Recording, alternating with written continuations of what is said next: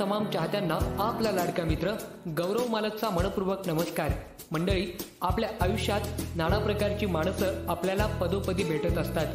त्यातील काही माणसं आपल्याला रडवतात, तर काही माणसं हसवतात, काही सुखावतात, तर काही गुंजारतात, काही नकारात्मक असतात, तर काही सकारात्मक असतात. काही माणसं आपल्या सर्वांच्या अंतःकरणात अर्थातच हृदयात राहतात. तर चला, अशाच काही माणसांविषयी बोलूयात साहित्य उत्सवच्या खास आणि उत्साही सत्रात, ज्याचं नाव आहे माझ्या आठवणीतील माणूस. माझ्या आठवणीतील माणूस. सुप्रसिद्ध साहित्यिक आणि प्राध्यापक संजय बैरागी यांच्यासोबत अनुभवूयात माझ्या आठवणीतील माणूस. माझ्या आठवणीतील माणूस. जय आत्मविश्वास दोस्तांनो. माझ्या आठवणीतील माणूस या साहित्य उत्सववरील विशेष सदरात मी अंतःकरणापासून आजचा भाग सादर करतोय, ज्याचे नाव आहे जिव्हाळा. जिव्हाळा, प्रेम, आपुलकी, आदर हे शब्द जे आहेत हे नुसते उच्चारायला ठीक वाटतात असे नव्हे, तर ते जगायला त्याहून कितीतरी पटीने सुंदर, मोहक, विलोभनीय असे वाटतात. आणि मी या सर्व शब्दांची अनुभूती घेतली आहे.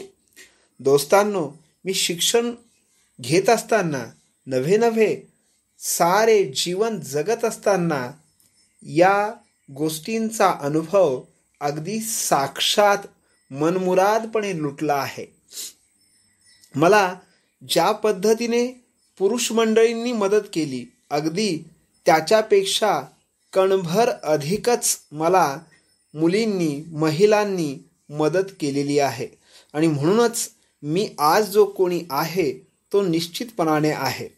दोस्तांनो, अगदी मला रस्ता क्रॉस करून देण्यापासून असेल, किंवा मला सीटवर बसवणे असेल एस टीमध्ये, किंवा मला वाचून दाखवणे असेल, माझ्या भाषणाची तयारी करून घेणे असेल, किंवा 5-5, 7-7 किलोमीटर मला हाताला धरून घेऊन जाणे असेल, असे अनेक प्रकारचे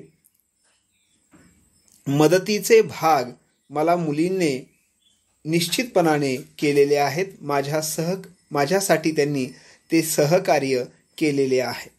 दोस्तांनो, मला आठवते, आम्ही तेव्हा येरमाळ्यात राहत होतो आणि आमच्या शेजारी दाते नावाचे कुटुंब होते. एकदा त्या कुटुंबातल्या 2 मुली आणि आम्ही सर्व छोटी छोटी मुलं एडेश्वरीला निघालो. जाताना काही वेळ त्यातल्या एका मुलाने माझा हात धरला, पण नंतर त्याने हात धरणे सोडून दिले. तो धरेना. आणि मग त्या 2 मुली होत्या, त्यातील रत्नाताई हिने माझा हात धरला आणि म्हणाली, जग काही का म्हणेना, चल मी तुला घेऊन जाते. आणि ती घेऊन गेली. आणि त्यानंतर आजपर्यंत तिचे आणि माझे स्नेह आहेत. दोस्तांनो, अशी कितीतरी उदाहरणं मला सांगता येतील.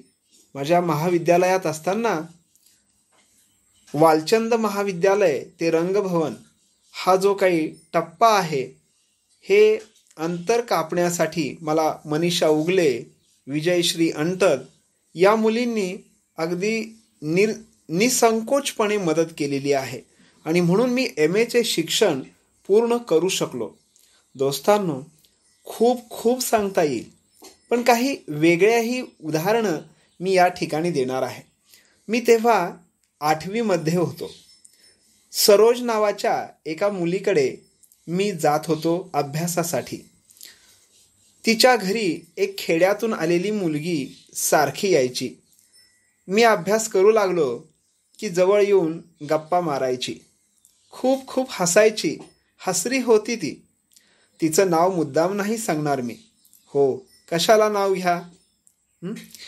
काय झालं, ती मला एकदा म्हणाली, अरे मला पाहुणे बघायला आलेत. त्यांनी जवळजवळ मला निश्चित केलंय लग्नासाठी. मी हसलो आणि हो का असे म्हणालो. ती म्हटली, मी 15 दिवसांनी तुला सांगते याबद्दल सर्व व्यवस्थित. 15 दिवसांनी ती जरा नाराजीनेच म्हणाली, अरे माझं लग्न ठरलंय. मी म्हटलं, अरे वा, छान झालं की. ती नाराज झाली. मी तिथून निघेपर्यंत एक शब्दही बोलली नाही. आणि दुसऱ्या दिवशी मी गेलो तर ती नव्हती. त्यानंतर 1-1.5 वर्षांनी तिच्या गावात म्हणजे माहेरी माझी तिची भेट झाली. तोच हसरा स्वभाव, तीच विनोद शैली. आम्ही दोघे विनोदाने एकमेकांशी बोलू लागलो. पण तिचे यजमान हे रुसून लांब जाऊन बसले. ती त्यांना आणायला गेली, पण ते येईनात. आणि झालं, तीही माझ्याशी अबोल झाली.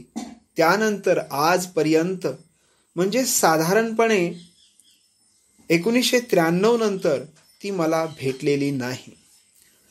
तसं तिच्याबद्दल मी विचारतो काही जणांना, पण कुणी व्यवस्थित सांगत नाही. दोस्तांनो, मी 9वी मध्ये होतो. नीलाक्षी नावाची एक मुलगी होती. तिच्या घरी मी तिची आई मला वाचून दाखवत होती म्हणून जात होतो. एकदा काय झालं, तिची 9वीची परीक्षा खूप लवकर संपली आणि आमची 9वीची परीक्षा उशिरा होती. ती दुसऱ्या शाळेत होती, मी सह्याद्री शाळेत होतो. मग ती म्हणाली, मी तुझे पेपर लिहू? मी सहज म्हणालो, हो. पण मला शंका आली, हिला पेपर व्यवस्थित लिहिता येणार नाहीत म्हणून. मग मी कुणीतरी दुसराच रायटर पाहिला. परीक्षेच्या दिवशी तिच्याकडे जाण्याचं मी कबूल केलं होतं, पण त्याप्रमाणे मी गेलोच नाही. रायटर घेऊन परीक्षेला थेट निघून गेलो. तिकडे तिने तयारी केली आणि मी येण्याची वाट पाहत बसली. बराच वेळ झाला तरी मी जाईना. तिचे वडील सारखे विचारू लागले, अगे तू का तयार झालीस? तुझी शाळा तर नाही, परीक्षा तर नाही ना, वगैरे वगैरे. शेवटी तिने मला दुपारी निरोप दिला. मी पेपर दुसऱ्या दिवशी असल्यामुळे गेलो नाही. 3-4 दिवस असे गेल्यानंतर एके दिवशी पेपरला सुट्टी होती. त्या दिवशी ती स्वतः माझ्याकडे आली आणि मला घेऊन घरी गेली आणि रडू लागली, अरे तुझ्यासाठी मला किती वाटतं, पण तुला काहीच कसं वाटत नाही, वगैरे वगैरे. ती बोलत राहिली. मी ऐकत होतो. ही अशी माणसं मला भेटली दोस्तांनो. काय सांगायचं. मी एकदा 10वीला डॉक्टर बाबासाहेब आंबेडकर शासकीय मुलांचे वसतिगृह नेहरूनगर सोलापूर इथे प्रवेश घेतला होता. तो निश्चित करण्यासाठी फर्जनाताई, कीर्तीताई आणि सुषमाताई आम्ही 3-4 निघालो. मी आणि आई पण होतो. रिक्षावाला पैसे सुट्टे करून आणण्यासाठी गेला. त्या दोघी-तिघी जणी बाहेर उभ्या राहिल्या होत्या. त्यांनी काय केलं, थोडं इकडं तिकडं पाहत असतानाच त्यांच्या लक्षात आलं की रिक्षा उताराला पुढे निघालीये. ड्रायव्हर तर नव्हताच. त्यांनी रिक्षा अक्षरशः धरली आणि मग तो ड्रायव्हर पळत आला आणि त्याने त्या रिक्षावर ताबा घेतला. दोस्तांनो, मला आठवतं मनीषाताई असेल. मनीषाताईबद्दल मागे बोलून झालंय, पण तरी सांगतो. मनीषाताईने जे काही माझ्यावर संस्कार केले ते मी कधी विसरू शकणार नाही, कधीच नाही. हां, या सगळ्या गोंधळामध्ये YSYला असताना रुपाली नावाची एक मुलगी भेटली. तिने एक दिवस मला हो म्हटलं आणि दुसऱ्या दिवशी नाही म्हटलं. त्याचं कारणही तसंच होतं. तिला खात्री नव्हती मी माझ्या आयुष्यामध्ये उभा राहू शकेन आणि स्वतःच्या हिमतीवर स्वतःची भाकरी कमवू शकेन. अशाही काही मुली भेटल्या, नाही असे नाही. पण ही सारी मंडळी भेटली आणि माझ्या आयुष्याचं सोनं झालं. कितीतरी मुली भेटल्या. हां, एक उदाहरण सांगायचं राहिलंच की, दीपाली नावाची एक मुलगी होती. ही 10वी मध्ये मी शिकत असताना, आता त्या शाळेला माध्यमिक आश्रमशाळा म्हणतात, त्या शाळेत तीही होती. चुणचुणीत मुलगी. मला ती खूप इकडे तिकडे न्यायची, आणायची, वाचून दाखवायची. एकदा काय झालं, ती 5-6 दिवस शाळेत आली नाही. म्हणून मी विचारणा केली असता ती आजारी असल्याचे मला समजले. घरी गेलो तर ती आजारी नव्हतीच. मी म्हटलं, अगं कसली आजारी आहेस तू? ती म्हटली, अरे हो आजारी आहे, गोड आजार आहे. मला काय माहीत, पण तुम्हाला एक महत्त्वाची गोष्ट सांगण्यासाठी तिचा विषय मी काढलाय. 10वीचा माझा निकाल होता. मी तिच्या वर्गातला एक मुलगा जे आता 10वीला गेले होते आणि आम्ही 10वी पासआउट होत होतो. त्या मुलाला सांगितलं, तू उगीचच म्हण ऑफ तासाला, बैरागी नापास झाला, बैरागी नापास झाला. झालं. हा मुलगा म्हणाला ना तसं. खरं तर तो मुलगा कुणाच्या आध्यात नसे, मध्यात नसे, कुणाला काही कधी बोलतही नसे. पण त्याने हे वाक्य 4-5दा उच्चारले आणि दीपाली भडकली. तिने काय वाटेल ते बोलली, तोंडाला येईल ते बोलली आणि सरांकडे घेऊन गेली. खूप खूप नाराज झाली त्याच्यावरती. तो मुलगा आला आणि मला म्हणाला, बापरे हात जोडतो, तुम्ही नाही तीच माझ्यावर जबाबदारी टाकली. म्हणजे माझ्यावर प्रेम करणारी, माझ्यावर माझा आदर करणारी ही मुलगी, तिला किती वाईट वाटले असेल याची कल्पना न केलेली बरी.